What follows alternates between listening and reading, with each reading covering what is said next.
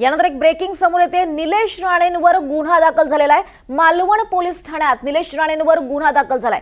बेकायदेशीरपणे घरात घुसल्याप्रकरणी हा गुन्हा दाखल झालेला आहे। आताची महत्त्वाची बातमी आपण पाहतोय। निलेश राणे यांच्यावर गुन्हा दाखल झालाय। मालवण पोलीस ठाण्यात गुन्हा दाखल झालाय।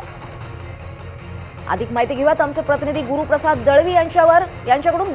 काय अधिक माहिती गुरुप्रसाद या संदर्भात?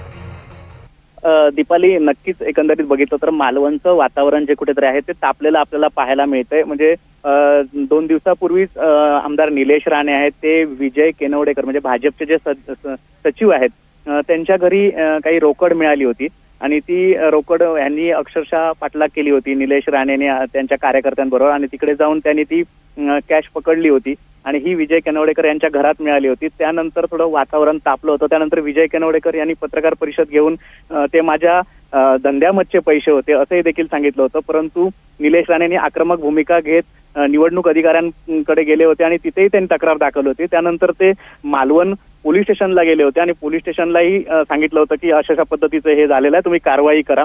परंतु आज त्यांच्यावर विजय केनवडेकर यांच्या घरात घुसल्याप्रकरणी गुन्हा दाखल करण्यात आलेला आहे। त्यांच्यासोबत जो कॅमेरामन सुद्धा होता त्याच्यावर सुद्धा गुन्हा दाखल करण्यात आलेला आहे। दीपाली, निश्चितच गुरुप्रसाद, धन्यवाद या सविस्तर माहितीसाठी।